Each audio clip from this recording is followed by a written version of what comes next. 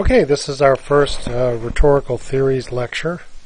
I apologize for the delay. One of the issues I've been having is trying to find an optimal microphone for recording these lectures.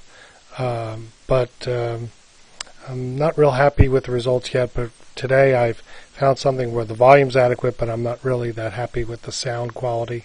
So if you'll bear with me over the next few days, I'll be trying out several microphones. I did buy a very high quality microphone, which I love the sound quality of, but I'm getting inconsistent results. So last week I recorded a lengthy couple of lectures, and when I listened back to them, it was barely inaudible. So while the audio quality on this lecture might not be great, at least you'll be able to hear me. So let me zoom in a little bit, make it much more easy for you to see. And just to refresh your memory, we are going to this section of the website for videos, and the video that I'm recording now will be added as soon as this. And so you won't just see this orientation lecture listed. You'll also see my first lecture, which is on what I call the origins of rhetoric. A lot of what we think about as the origins of rhetoric is legendary, is the stuff of fables. There's some nice little stories that go along with it as well. But there is some history there, and there are certainly some very early practitioners of the art of rhetoric and people who taught it. And that's what we're going to talk about today, is the people who really got rhetoric going as a subject matter and a field and a profession. The best way to appreciate that on our website is to go over here to history. And if you click on ancient history, you will find a link to Greek and then the Sophists. And that's where we're going to go, because the Sophists were really the first teachers of rhetoric. On this page about the Sophists, there's a couple of good links that take you off site. First, a public domain article from the Catholic Encyclopedia on the Sophists. Then there are two online philosophy sites. One's called the Internet Encyclopedia of Philosophy, and the other is the Stanford Encyclopedia of Philosophy. And both have very high quality and refereed articles. And both of these give you an overview of the Sophists, who they were and what they taught. Now, since these are both philosophy websites, the major emphasis of the discussion for these two articles will be how the Sophists were, in a way, sort of early philosophers, that they had certain philosophical beliefs. That's not going to be the emphasis of my talk as much as to talk about how they were early rhetoricians or early teachers of rhetoric. Okay, and then I'm going to talk a little bit about three of the most influential Sophists, and that'll be a nice setup for the next topic that we're going to talk about, is Socrates and how he, as an early philosopher, had a relationship with the Sophists, and we'll talk about him next. Okay, so who were the Sophists? Well, first of all, before we get into the specifics of who they were and what they did, let me tell you a little story about two legendary characters. Their names were Corax and Tisias. We'll call Corax the teacher and Tisias the student. Back in the days of ancient Greece, it turns out there were no lawyers. So if you had to go to court, you had to learn from usually a sophist how to plead in court. So one of the things I could do, for example, is, let's say I wanted to file a claim before a magistrate that a piece of property belonged to me. I would have to go in and make an argument before that magistrate. Since as a person living in that area, I probably had no access to education, no training in rhetoric or argument, I would go to a sophist and say, what are the things that I need to say? How do I need to say them? Could you even write me a speech to say in front of the judge, so that when I make my speech, you will understand my reasons for winning my case? Well, the story goes that Corax had kind of a school, or I guess you could say a correspondence course for people who wanted to do exactly that, and Tisias was a student who enrolled in that. And Corax gave a money-back guarantee. Basically, he said, look, take my course. then if you go to court and you lose your case, you won't have to pay me your tuition. Okay? And of course, if you win your case, you would have to pay because you'll have some money and if you got exactly what you wanted out of taking the course. So this very clever student, Tisius, he takes the course and then announces to his teacher, Corax, that he never intends to go before a magistrate and argue a case in his entire life, and so he's not going to pay for the course. Well, Corax is a little upset about this and decides to, in fact, go to court and argue in a lawsuit that Tisius owes them the tuition money. Tisius, in his very clever way, gets up and says to the court, well, you know, I had a money-back guarantee. The guarantee was that if I lost my first case, I wouldn't have to pay. Well, here we are. My first case is a case in which I'm defending myself against the person who says I owe him the tuition money. So if I lose that case, which is my first case, I won't have to pay him because I will have lost my first case. So if I have to pay him, I don't have to pay him. It's kind of an interesting paradox. But that's just tradition and kind of legend, and we don't really know too much about Corax and Tisius. We think they were real people from Sicily who are given the credit for being the first teachers of sophistry or rhetoric. And it turns out that, according to the legend, that Tisius ends up being a colleague of Corax, and they end up being teachers together. So what does the word sophist mean? A sophist, if you know your Greek roots, the root here, S-O-P-H, just means wisdom. So you could just say, in colloquial language, that a sophist is a wise person or a person of intelligence. Now that's different from a philosopher, which has the same root, that S-O-P-H is in philosopher. Those are lovers of wisdom. They seem to be differentiated by the fact that the sophists taught a lot of practical things. They were certainly willing to be paid for their services of teaching. And the philosophers seem to be more about pure abstract knowledge and weren't necessarily focused on the practical. And the very first philosopher, famous philosopher, Socrates, as far as we know, was not compensated for his teaching. Now the sophists were what we call itinerants, and itinerant means that they would move from place to place. It's the root of the modern word itinerary, which is the plan you get when you travel.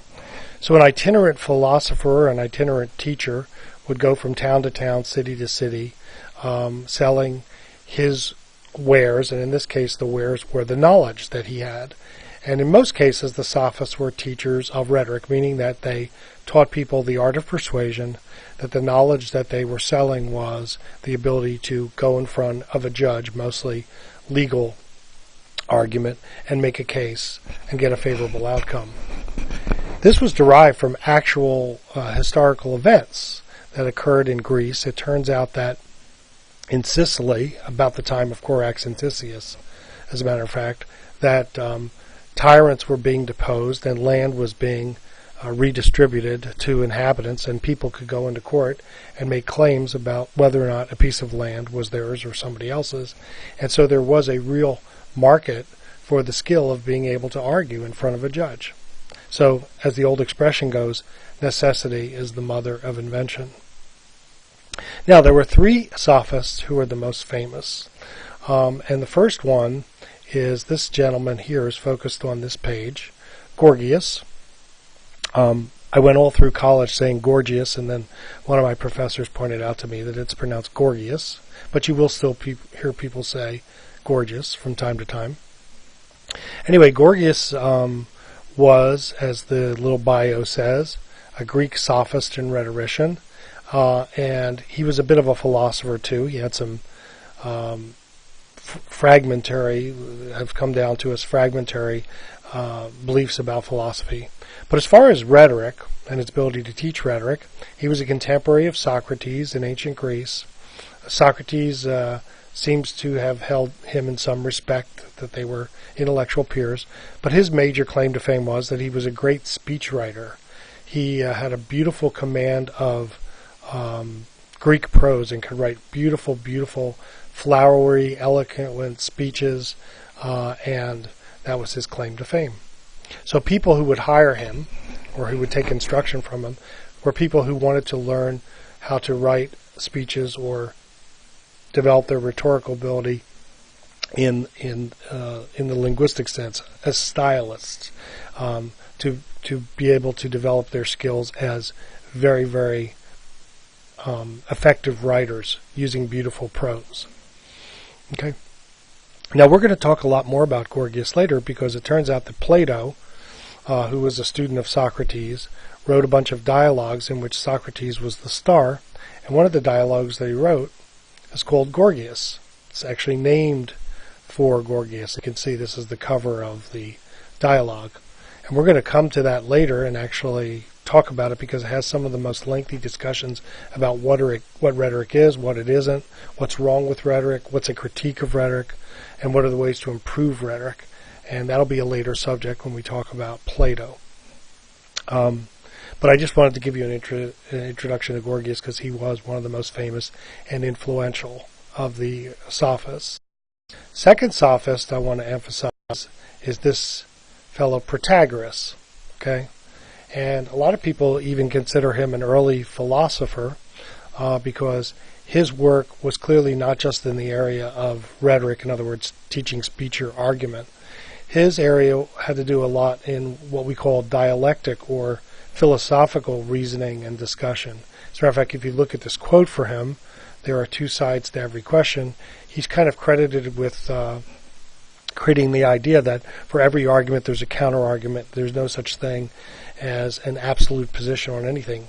And as a matter of fact, he's considered a father of what's called relativism, which is the idea that there's no absolute truth, that truth is subjective, that truth exists within human beings and not outside human beings. So he's very influential in that regard. It's clear that he was considered to be, again, a sound intellectual peer to Socrates. There is another dialogue here in PDF format by Plato called Protagoras. That is a dialogue we will not discuss in this class, because even though it's named for Protagoras, and Protagoras is the main character along with Socrates in the dialogue, it's really not a dialogue about rhetoric. It's more a dialogue, I would say, about metaphysics or kind of very advanced philosophical issues. So we will not be discussing that. But I did want to introduce you to Protagoras. Protagoras was also the person who coined the very famous phrase, "Man is the measure of all things." We'll talk about that later on when we talk about the idea of humanism. Humanism was a great philosophic movement that extended from ancient times all the way up to the Renaissance, and was very influential in the Renaissance, especially in rhetorical. Now there's one more sophist that I want you to meet. I said 3, but he's not under this page on sophists because he's so important that I gave him his own page. So if you go back to ancient Greek, and you'll see I have somebody named Isocrates. And here's Isocrates. Now Isocrates is interesting in that he kind of broke the pattern of the other sophists. In the first case, he did not travel around. Notice he was born in Athens and died in Athens, and he pretty much stayed in Athens throughout his life. And one of the things that he did that made him different from the other sophists is, rather than travel from town to town and sell a course of study, he stayed put in Athens and opened a school. So you could argue that he was one of the really first practitioners of higher education. People would send their sons, young sons, but probably high school age and beyond, to study with Isocrates. And of course what he would teach them was based in rhetoric, and he was himself what we call a logographer, a speechwriter, and wrote many famous speeches. He was not known as an orator, but he was known as a speechwriter. We're going to spend a little bit more time on Isocrates later on when we talk about the era of Plato and also the era leading up to Aristotle and his studies of rhetoric. But I thought I would introduce him now because he's one of the most famous of the sophists. He's also considered to be what are called part of what are called the 10 Attic orators, and by that we mean that he came from Attica, the part of Greece where Athens is called Attica, And the 10 anagorakers were basically orators who were in and around the area of Athens at this time. And a lot of them actually were orators, but he was not, but he's included in that because he wrote so many speeches. All right? So, there you have an introduction to the Sophists. I told you how they came into existence. I told you a little story about the origin of rhetoric and also why rhetoric arose out of necessity in ancient Greek civilization. And I told you about 3 famous Sophists who were in fact very influential in the early development of rhetoric. That's just a short introduction to the origins of rhetoric and the first Sophists. I'll be back later with an introduction to Socrates.